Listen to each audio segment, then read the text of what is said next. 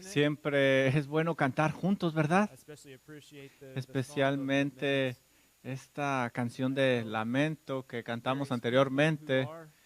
Conozco algunas personas que están pasando por tribulaciones, por dificultades, y siempre es bueno cantar algo así que nos anime. Pero todos queremos algo mejor, todos tenemos dificultades por eso. Y es bueno cantar ese tipo de alabanzas que nos recuerda de nuestro Salvador Jesucristo. Por favor, abran sus Biblias en el libro de Hebreos, capítulo 9.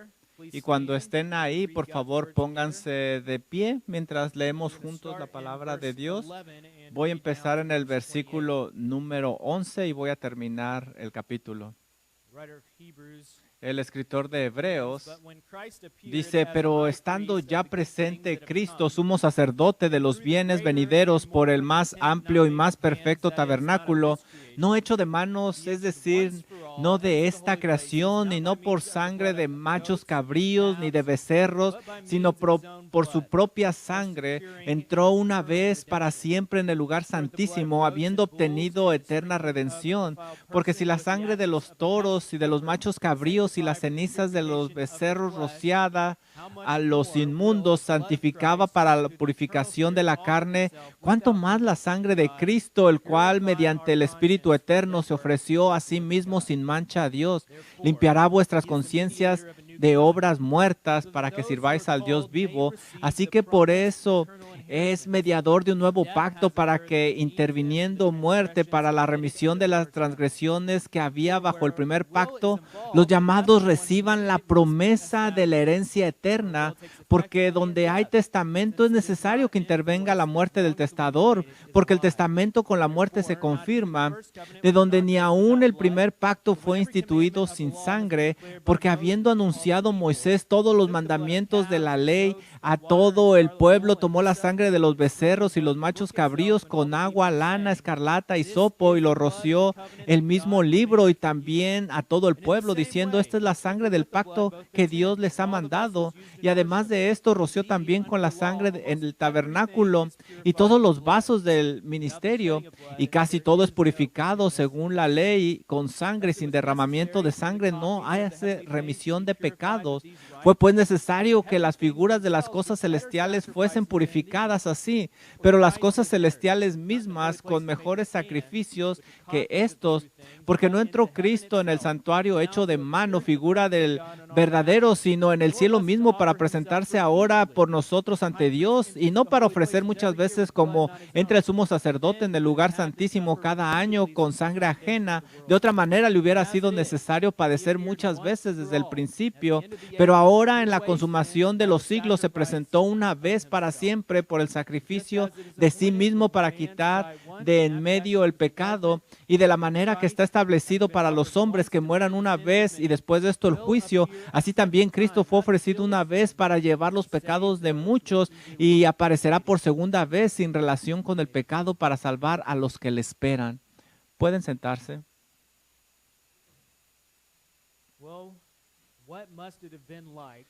¿Cómo habría sido respirar con unos pulmones perfectos para el primer ser humano?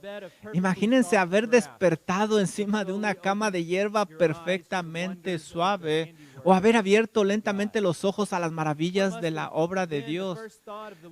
¿Cuál debe haber sido el primer pensamiento de aquel que había recibido una herencia que en verdad no se merecía? De aquel que había sido nombrado gobernador de este paraíso de perfección, de aquel que pasaría a nombrar a todas las cosas.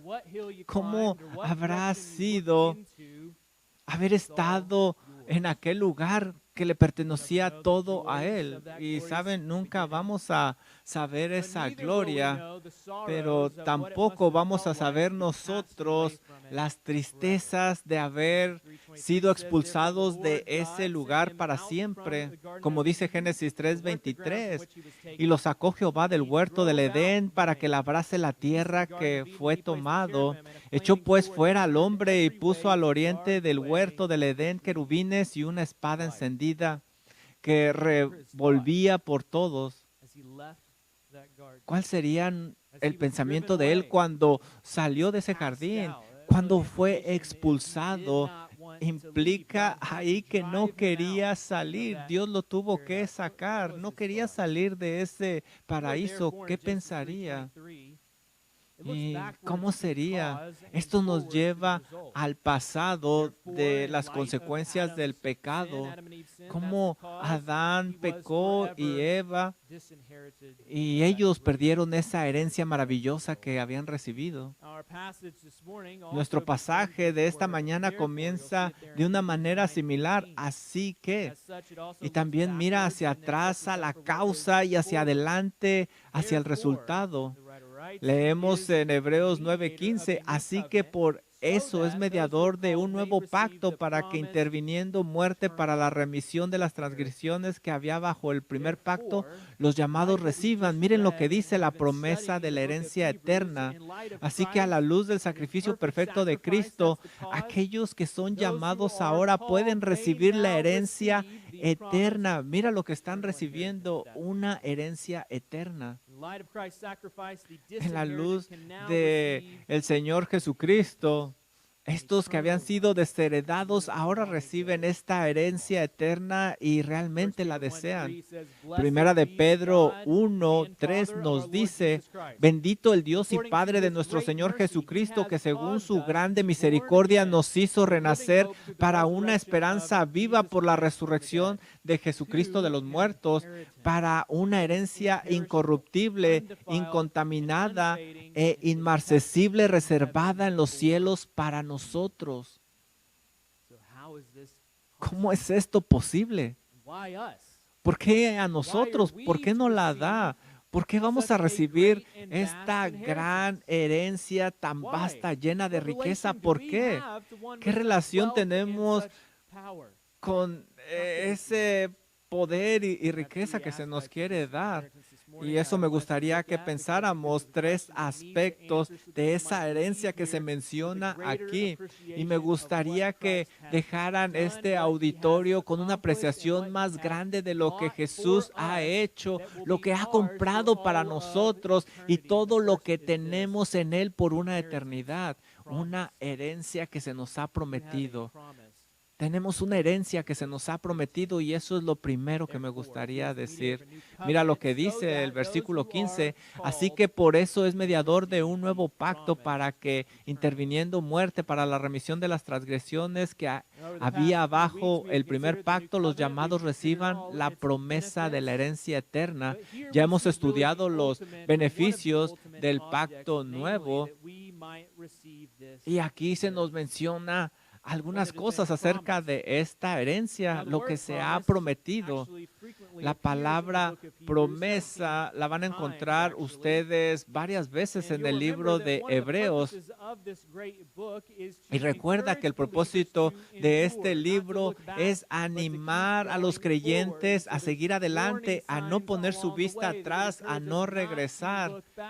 No quiere que se desvíen, quiere que sigan adelante en su fe, que se muevan hacia adelante. Tenemos al Señor Jesucristo, tenemos un sumo sacerdote, tenemos un sacrificio perfecto, un abogado. No hay razón para voltear atrás. Y ahora nos dice que tenemos algo más. Tenemos en Cristo una promesa grande, segura, una herencia eterna. En ese día que Adán pecó, perdió esa herencia y él no pudo llevar nada con él. Todo tuvo que haberse quedado en el paraíso. Adán tuvo que salir triste y dejar el paraíso.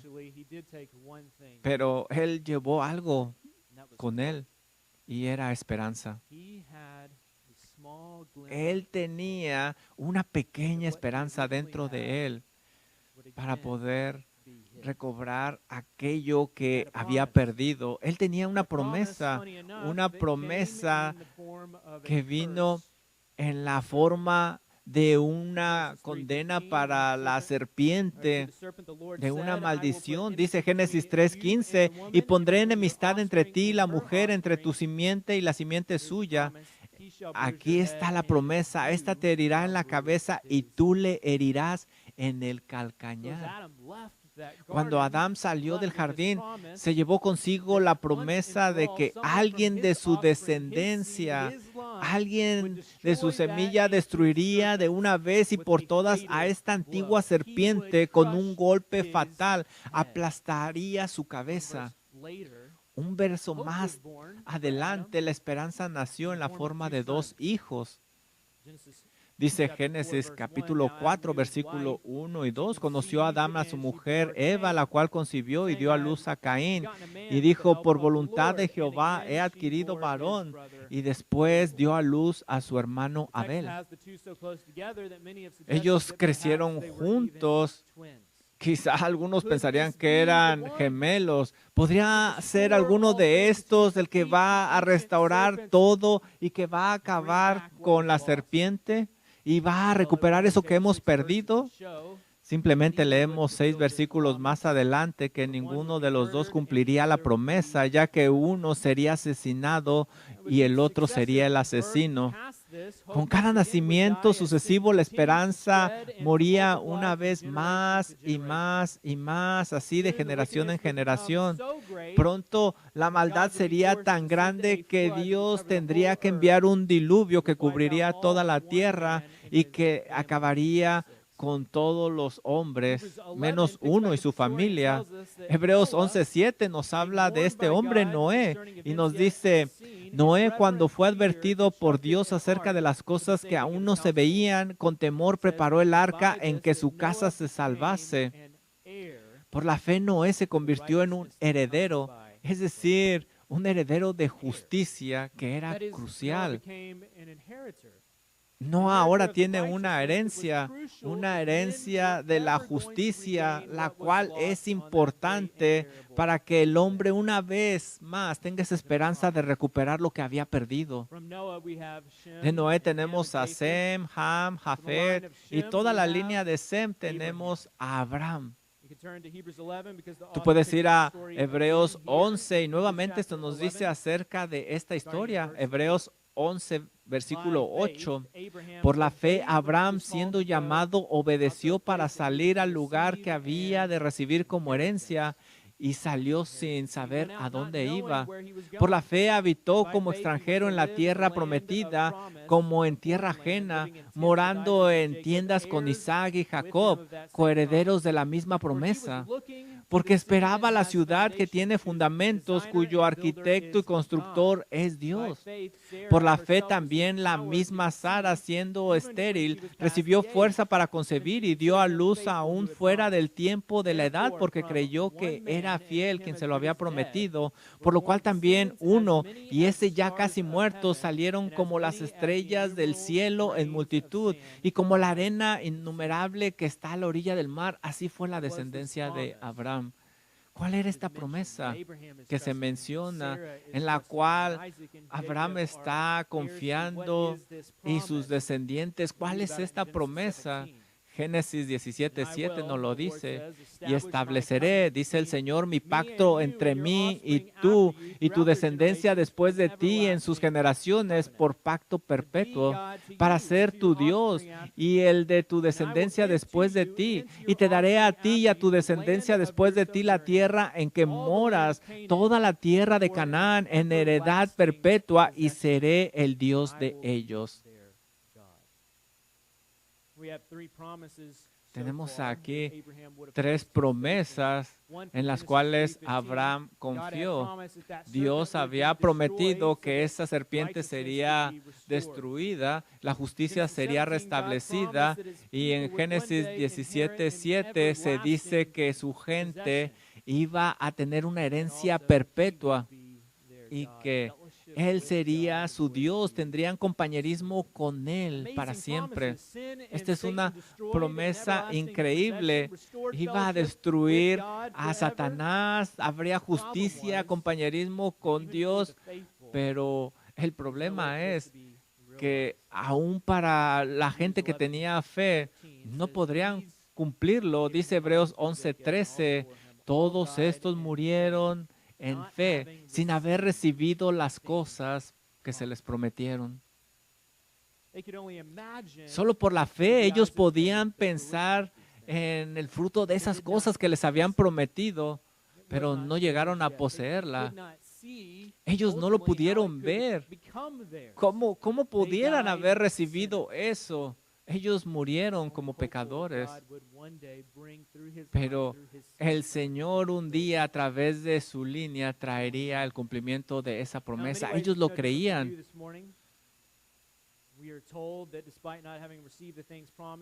Aquí hemos leído que no recibieron lo que se les prometió, pero ellos pusieron su vista en Dios. Ellos buscaron un lugar mejor, algo celestial. Y aun cuando nosotros leemos de esa promesa, nuestro pensamiento debe de estar en eso. Por eso yo te pregunto en esta mañana, ¿dónde está tu mirada? ¿Estás mirando hacia un país mejor o has hecho de tu hogar este país, este mundo y has puesto tus ojos en las cosas terrenales? Hebreos 11:16 dice, pero ellos anhelaban una mejor patria celestial, por lo cual Dios no se avergüenza de llamarse Dios de ellos porque les ha preparado una ciudad. Cuando pones tus ojos en tu futura herencia, imagínate con tanta, muy específicamente, cómo será esto que nos dice Hebreos 11:16. Así como estos patriarcas pensaban, ¿cómo es que Dios les está preparando un lugar para morar con Él? Y sabes, manejo frecuentemente las carreteras de este país y paso por las colinas y a veces me encuentro deseando que tuviera un terrenito ahí entre las montañas, sería muy bueno. Imagínense allí entre las montañas. Y eso causa que mis ojos vean lo hermoso del paisaje. Imagínense cómo sería la vida cuando saliéramos de un lugarcito y que tuviéramos una cabañita entre las montañas y que hubiera ahí un río, un lago, a lo mejor caballos, 4 caballos, por supuesto, uno para cada una de mis niñas. ¿Eso no sería bueno? Y sabes, pero cuando pongo mi GPS de vuelta a mi casita en Schertz, los sueños se desvanecen. Mientras manejo hacia mi casa, ¿qué es lo que pienso? ¿Dónde estoy poniendo mi corazón? ¿Debería de estar ahí en ese lugar que estoy pensando? A lo mejor debería de escribir algunos libros para describir eso. A lo mejor pienso lo podría conseguir si regreso a la escuela y me convierto en un doctor. O a lo mejor mis hijas se pueden casar con un hombre rico que me ayuden. ¿Dónde debo de poner yo mi corazón? ¿Qué tal en esto? Mateo 5:5. Bienaventurados los mansos porque heredarán la tierra. Eso incluye esa tierrita, esa pequeña tierrita en la que pienso. Mira lo que dice primera de Pedro 1:3.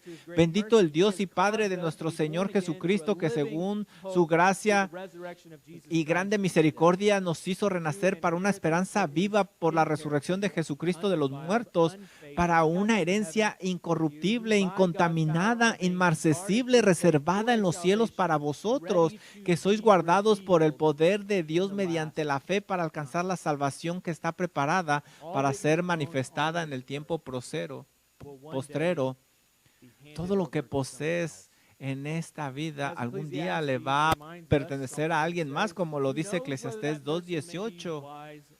Y dice Salomón en Eclesiastés, ¿esa persona será inteligente o no?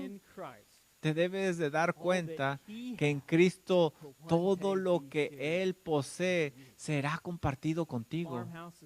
Las casas del campo se desvanecen, pero lo que se mantiene en el cielo para ti nunca se desvanece. En Cristo tienes una herencia eterna, una más grande de lo que tu imaginación pueda algún día soñar y nunca se te será quitada. siempre será tuya si estás en Cristo. Por eso yo te pregunto en esta mañana, ¿está tu corazón puesto en esta herencia eterna? Pon tu mirada en Cristo para que nunca te desvíes del camino, para que tú te dirijas hacia aquella herencia que tiene Cristo Jesús para ti, que es mejor, una mejor herencia. Lucas 12:32 dice, el Señor Jesús habla, no temas manada pequeña, porque a vuestro Padre le ha placido daros el reino. Vended lo que poseéis y dad limosna, haced bolsa que no envejezca, tesoros en los cielos.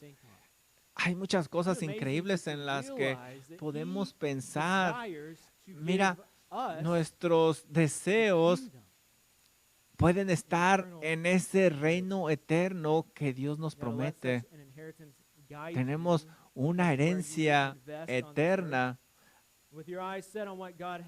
Pon tus ojos en aquello que Dios ha prometido, pero sé paciente y mantén viva esa esperanza hacia esa herencia que Dios te ha prometido en Cristo Jesús, la cual está asegurada para ti. Y claro, la pregunta es, ¿por qué yo? ¿Por qué a mí? ¿Por qué voy a obtener esto? ¿Por qué nosotros en este cuarto, cuando hay muchos afuera que no han escuchado acerca de esto, por qué está pasándome esto a mí? Y aquí nos recuerda este versículo, cómo ha sucedido en el versículo 15. Así que por eso es mediador de un nuevo pacto, para que, interviniendo la muerte para la remisión de las transgresiones que había bajo el primer pacto, los llamados reciban la promesa de la herencia eterna. Y eso nos lleva al segundo punto, la herencia que se ha adquirido. Esa herencia que se ha comprado con una sangre que no podríamos nosotros derramar. Así se compró esta herencia. El autor en el versículo 16 nos dice lo siguiente, porque donde hay testamento es necesario que intervenga la muerte del testador. Esas posesiones de esa persona que murió son dadas a los herederos. Ha sucedido una transacción legal. Aquí hay un documento legal que beneficia a los herederos.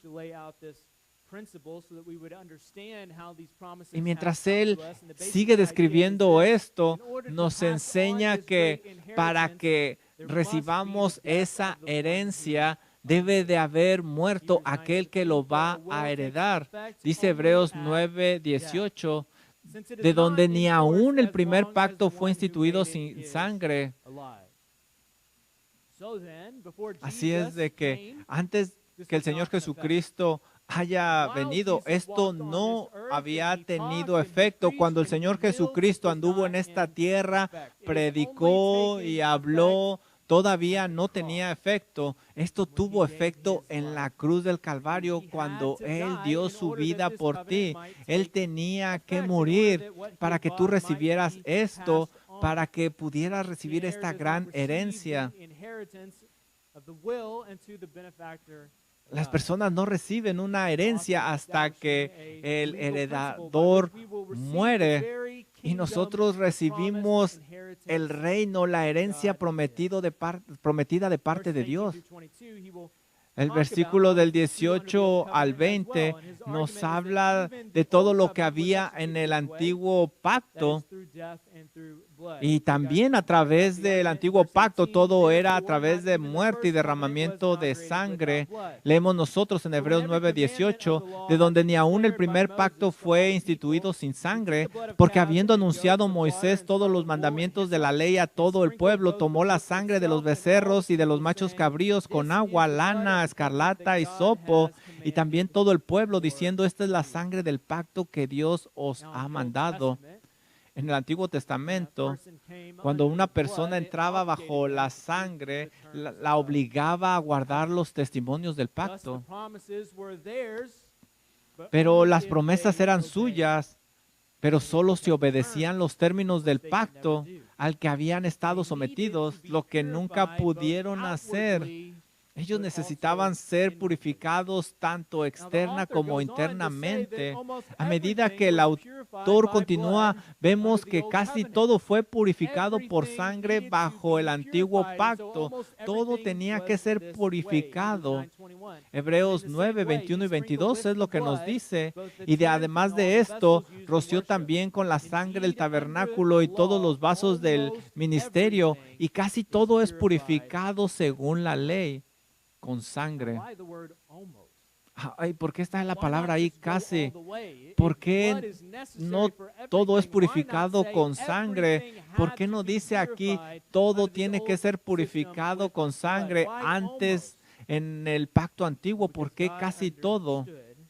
Porque Dios entendía que había algunos que eran muy pobres y no podían ofrecer un animal, no podían derramar sangre.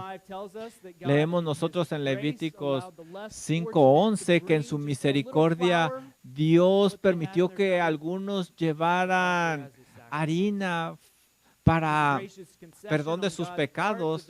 Es una hermosa imagen a todos nosotros de la misericordia de Dios. Esta fotografía nos habla de la misericordia de nuestro Dios para aquellos que no pueden pagar con sangre, con animales. A lo mejor nosotros podemos comprar algún animal, pero aún así no aseguraría nuestra salvación en el antiguo pacto. A lo mejor nos podemos nosotros ofrecer como sacrificio. Es un sacrificio alto, pero tampoco nos aseguraría la salvación. Dios entonces vio abajo y vio gente demasiado pobre que no podía pagar como en el antiguo pacto. Por eso Él envió a su Hijo unigénito, algo precioso, alguien del cual no somos nosotros merecedores, y Él pagó en la cruz del Calvario. Él proveyó una forma de salvación. En el versículo 22 leemos nosotros, bajo la ley casi todo se purifica con sangre, y sin derramamiento de sangre no hay perdón de pecados. Ahora Él nos da una verdad general. Ahora en el antiguo pacto casi todo era purificado, pero ahora en el nuevo pacto con la sangre de Cristo Jesús todo es purificado. Pero en el antiguo pacto con el derramamiento de la sangre no había perdón. Ahora en el nuevo pacto con Jesús tenemos perdón de pecado total. Y esto es lo que necesitas pensar en esta mañana. ¿Sabes? El perdón no es barato. Tuvo un precio muy alto. Para que tú fueras perdonado, tuvo que haber derramamiento de sangre. Y ahora el autor de Hebreos nos lleva a una conclusión en el versículo 23. Fue pues necesario que las figuras de las cosas celestiales fuesen purificadas así, pero las cosas celestiales mismas con mejores sacrificios que estos. En otras palabras, si se requería sangre para que las figuras de las cosas celestiales fueran purificadas, imagínate el precio que pagó el Señor. Versículo 24, porque no entró Cristo en el santuario hecho de mano, figura del verdadero, sino en el cielo mismo, para presentarse ahora por nosotros ante Dios. Por nosotros ante Dios. Él nos roció con su sangre para que nosotros seamos purificados y que nosotros pudiéramos estar delante del Padre, y que esto fuera posible por el derramamiento de su sangre. Pero para que esto fuera posible, Él tenía que haber muerto y que estas personas estuvieran en Él a través del sacrificio que Él hizo para que heredaran esto eterno. Se necesitaba alguien que nos redimiera de nuestros pecados, que nos purificara. y que hablara por nosotros. Esto es lo que básicamente hacía el sacerdote en el Antiguo Testamento. Él entraba en nombre de la gente y ofrecía sacrificios, y ellos hacían estos sacrificios una y otra vez por la gente que había pecado. Por eso Hebreos 25 nos dice que ellos tenían que hacerlo una y otra vez, pero no el Señor Jesucristo. Y nos dice que Él tenía que morir. ¿Y qué tal si el sacrificio de Cristo no hubiera sido perfecto? ¿Qué hubiera pasado? ¿Qué pasaría si la sangre que Él derramó no hiciera una expiación perfecta por el pecado? ¿Cuántas veces tendría que morir Él? Y la respuesta es muy simple. Tantas veces como nosotros pecáramos, una y otra vez. Y este no es el caso, porque Él ofreció un sacrificio perfecto, no necesita morir otra vez. Él murió una vez y fue suficiente porque su sacrificio fue perfecto. Fíjate lo que dice Hebreos 9:26, pero ahora en la consumación de los siglos se presentó una vez para siempre por el sacrificio de sí mismo para quitar de en medio el pecado. Su sacrificio, Él mismo se sacrificó. Esto es algo que no podemos entender. Dios se sacrificó a sí mismo. Dios es el gran sacrificio. Él envió a su Hijo y se ofreció a sí mismo por nosotros. Ahí, cancelar significa remover, quitar, como si nunca hubiera sucedido. La paga del pecado es muerte, dice Romanos 6:23, pero a través de su muerte ha cancelado de una vez por todas la paga de nuestro pecado para que ahora podamos heredar lo que se nos dice aquí. Toda esta herencia que tenemos en Cristo Jesús.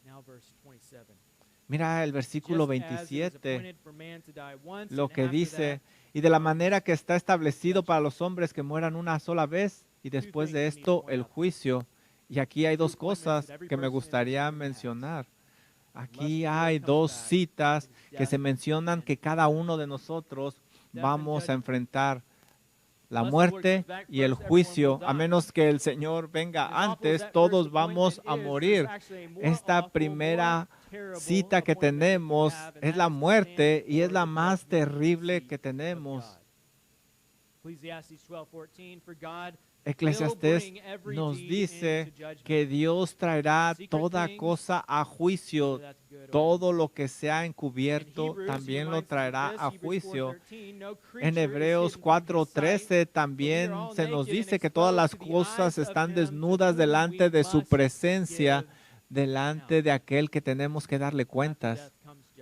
Cuando venga la muerte, llegará el juicio también. Y todo va a ser traído a corte. Cada palabra, cada pensamiento, todos esos pecados que hemos cometido, todas esas cosas que nuestra conciencia está guardando, y cada uno de nosotros será encontrado culpable. Cada persona va a estar ahí en ese juicio. Pero ¿cómo es que Jesús va a cancelar todo esto y nos va a dar una herencia? Él tiene que morir y Él tiene que enfrentar ese juicio. ¿Cómo toma Él nuestro lugar?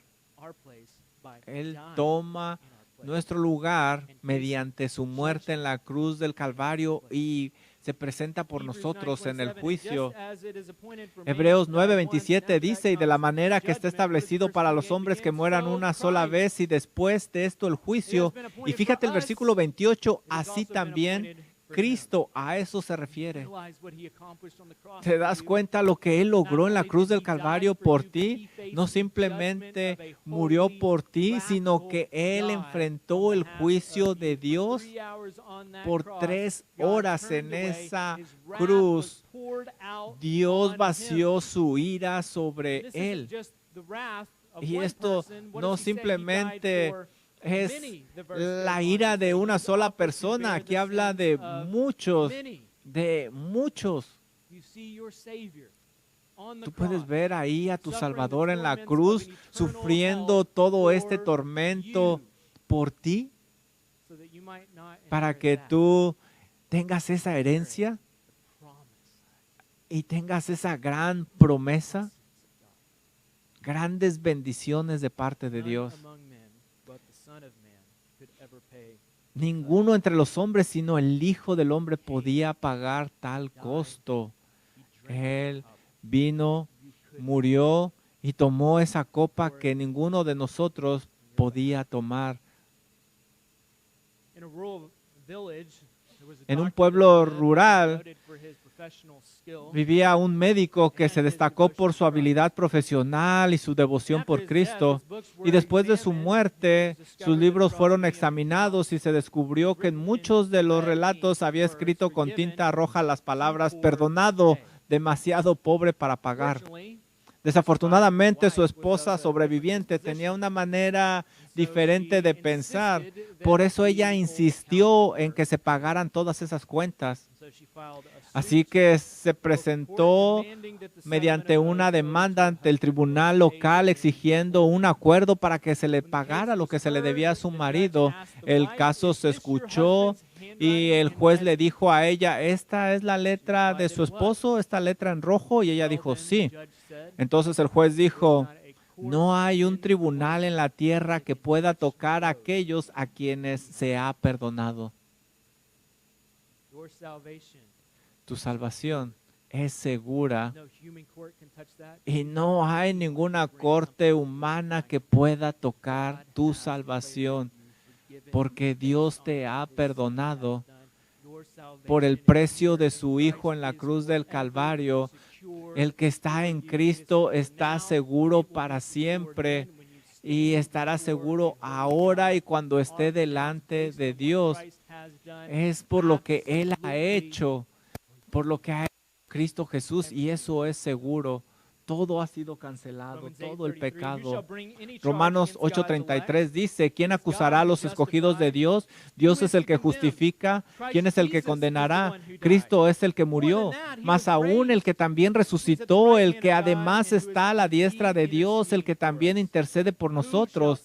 ¿Quién nos separará del amor de Cristo? ¿Tribulación, angustia, persecución, hambre, desnudez, peligro o espada?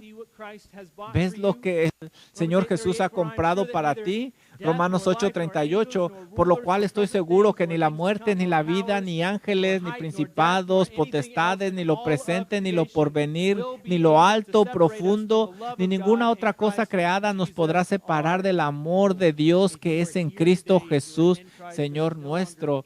Si tú estás aquí hoy y has creído en Cristo, ya no hay ninguna condenación por los pecados de tu pasado, los pecados de tu presente o los pecados de tu futuro.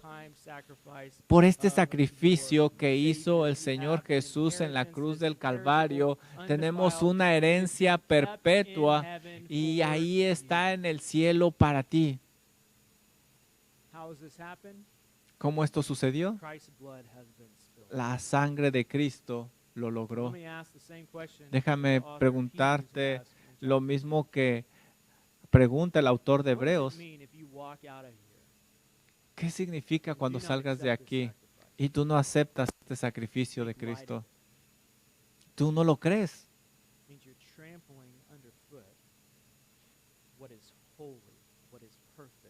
Significa que tú has rechazado lo que es santo, lo que Dios tiene para ti. Y esto significa que ya no hay más sacrificio para ti, porque este es el único sacrificio válido. Esto es lo que se te ha ofrecido a ti. Se te ha dado de parte de Dios por su misericordia. ¿Qué significa que tú lo rechazaras como si le escupieras en su cara y te vayas? Esto significa que tú eres el que tienes que pagar. Tú tienes que dar tu sangre, tú tienes que recibir esa ira y tú no vas a poder estar delante de Dios. Lo que se te está ofreciendo el día de hoy es la sangre de Cristo que te va a cubrir para siempre. Y esa oferta es para ti. Y esto nos lleva al tercer punto, la herencia que se nos va a dar. ¿Para quién es esta herencia? Para aquellos que la desean, aquellos que desean al Señor. Mira lo que dice el versículo 28. Así también Cristo fue ofrecido una vez para siempre para llevar los pecados de mucho y aparecerá por segunda vez sin relación con el pecado para salvar a los que la esperan, a aquellos que lo esperan. Él ya ha pagado, no hay necesidad de hacerlo nuevamente. Él va a regresar para dar esa herencia que se ha prometido. ¿Para quién? Para aquellos que la esperan. ¿Quién está esperando esta herencia? Ellos que han confiado en el Señor, aquellos que han puesto su mirada en lo que se les ha prometido.